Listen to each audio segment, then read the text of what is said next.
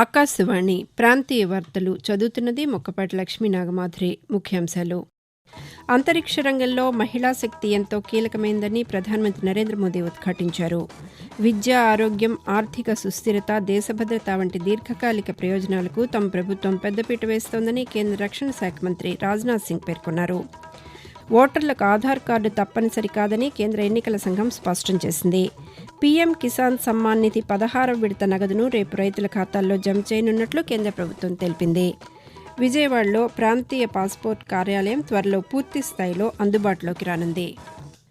వార్తల వివరాలు: అంతరిక్ష రంగంలో మహిళా శక్తి ఎంతో కీలకమైందని ప్రధానమంత్రి నరేంద్ర మోదీ ఉద్ఘాటించారు.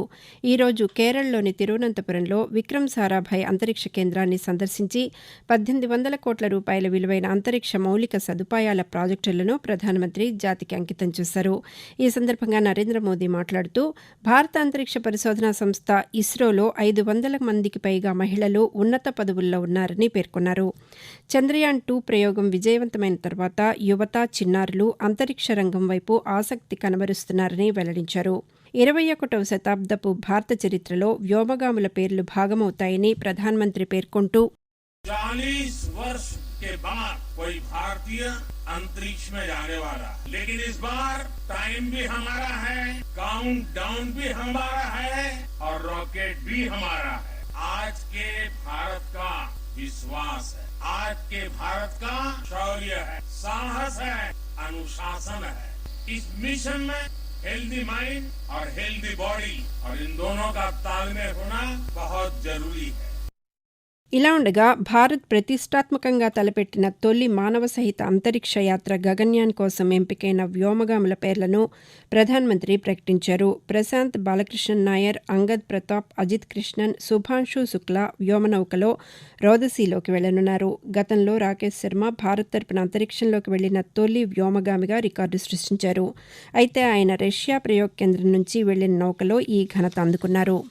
విద్య, ఆరోగ్యం, ఆర్థిక సుస్థిరత, దేశ భద్రత వంటి దీర్ఘకాలిక ప్రయోజనాలకు తమ ప్రభుత్వం పెద్దపీట వేస్తోందని కేంద్ర రక్షణ శాఖ మంత్రి రాజ్నాథ్ సింగ్ పేర్కొన్నారు. విశాఖపట్నంలో జరుగుతున్న భారత్ రైజింగ్ ఎలైట్ మీట్ కార్యక్రమంలో కేంద్ర రక్షణ శాఖ మంత్రి ఈరోజు పాల్గొని మాట్లాడారు. గత 10 ఏళ్లలో ప్రధానమంత్రి నరేంద్ర మోదీ ప్రవేశపెట్టిన పాలనా సంస్కరణల ఫలితంగా 2047 నాటికి అతిపెద్ద ఆర్థిక శక్తిగా భారత్ ఎదుగుతుందని ప్రపంచ ఆర్థిక నిపుణుల కమిటీ చెబుతోందన్నారు.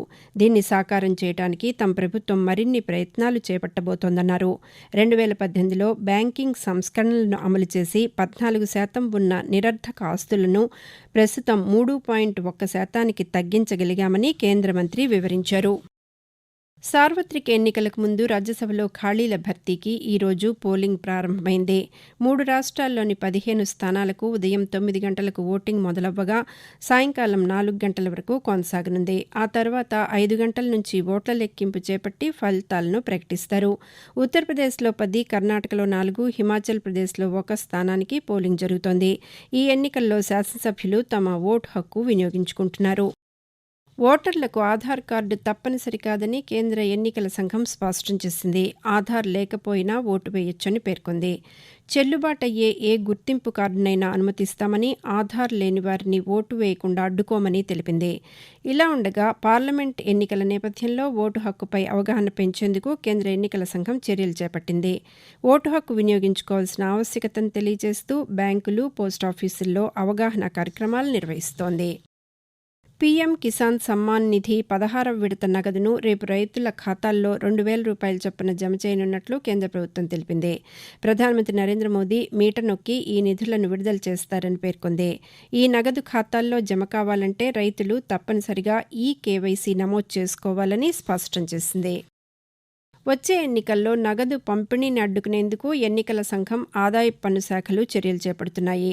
ఒక్క రోజులో 10 లక్షల రూపాయలు అంతకన్నా ఎక్కువ డిపాజిట్ లేదా విత్డ్రా, నెల రోజుల్లో 50 లక్షల రూపాయలకు పైగా లావాదేవీలు చేసిన ఖాతాల వివరాలు ఇవ్వాలని బ్యాంకులను ఐటీ శాఖ ఆదేశించింది. అలాగే ఎక్కువ ఖాతాలకు 2,000 రూపాయలకు పైగా బదిలీ చేసిన వారి సమాచారాన్ని పంపాలని సూచించింది. ఆకాశవాణి ప్రాంతీయ వార్తలు వింటున్నారు. విశాఖపట్నంలోని ప్రాంతీయ పాస్పోర్ట్ కార్యాలయం సేవలు ఇకపై 5 ఉమ్మడి జిల్లాలకే పరిమితం కానున్నాయి. మరో నెల రోజుల్లో విజయవాడలో ప్రాంతీయ పాస్పోర్ట్ కార్యాలయం పూర్తిస్థాయిలో అందుబాటులోకి రానుంది. దీంతో ఉమ్మడి తూర్పుగోదావరి, పశ్చిమ గోదావరి, విశాఖ, విజయనగరం, శ్రీకాకుళం జిల్లాలకే విశాఖ కేంద్రంలో సేవలు అందనున్నాయి. మిగిలిన ఉమ్మడి జిల్లాల కోసం విజయవాడలో ఇప్పటికే పాస్పోర్ట్ సేవా కేంద్రం నిర్వహిస్తున్నారు. దరఖాస్తుల స్వీకరణ, పరిశీలన, పోలీస్ క్లియరెన్స్ చేస్తున్నారు. తర్వాత పరిశీలన, ముద్రణ కోసం విశాఖ పంపుతున్నారు. అక్కడ ప్రక్రియ పూర్తయిన తర్వాత పాస్పోర్ట్లు విజయవాడ వెళ్లి అక్కడి నుంచి అభ్యర్థులకు చేరేసరికి అదనంగా కనీసం 4-5 రోజులు పడుతోంది. దీంతో త్వరలో పూర్తిస్థాయిలో విజయవాడలోనే పాస్పోర్ట్లు ముద్రించేలా ఏర్పాట్లు చేస్తున్నారు.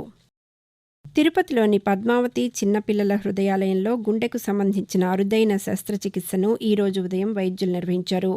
శ్రీకాకుళానికి చెందిన ధర్మారావు మెదడు సంబంధిత వ్యాధితో మృతి చెందగా అతని కుటుంబ సభ్యుల సహకారంతో ఆయన గుండెను ప్రత్యేక హెలికాప్టర్లో శ్రీకాకుళం నుంచి విశాఖపట్నం, అక్కడి నుంచి విమానంలో తిరుపతికి తీసుకువచ్చారు.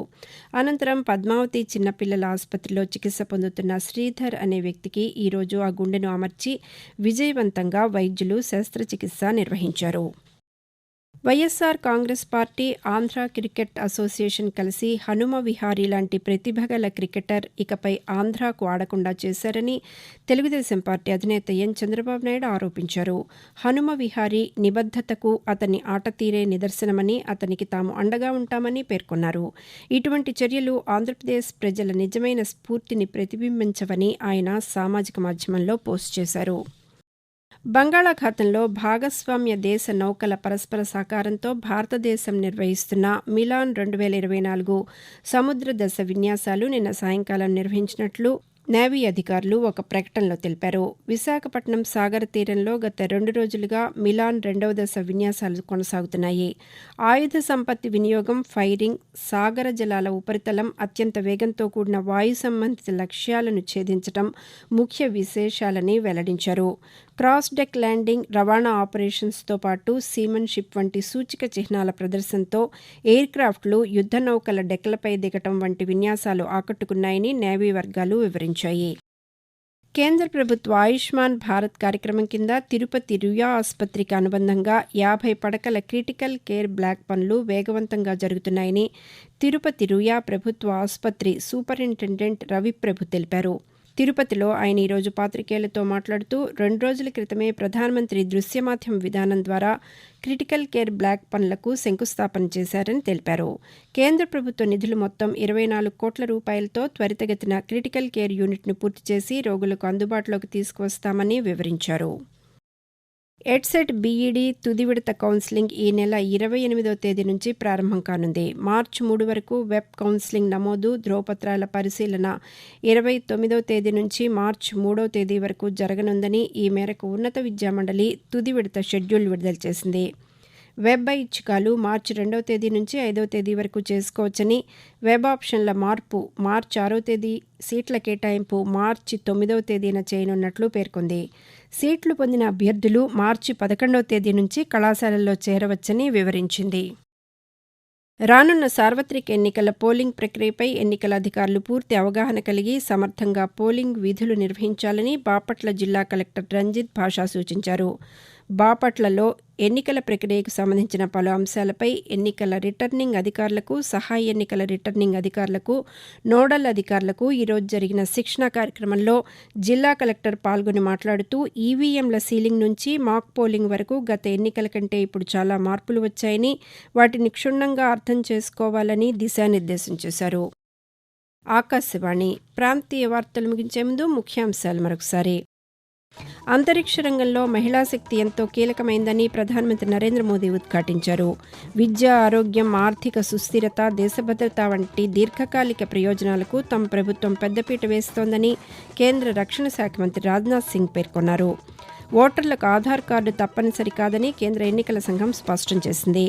పీఎం కిసాన్ సమ్మాన్ నిధి 16వ విడత నగదును రేపు రైతుల ఖాతాల్లో జమ చేయనున్నట్లు కేంద్ర ప్రభుత్వం తెలిపింది. ఆకాశవాణి ప్రాంతీయ వార్తలు ఇంతటితో సమాప్తం.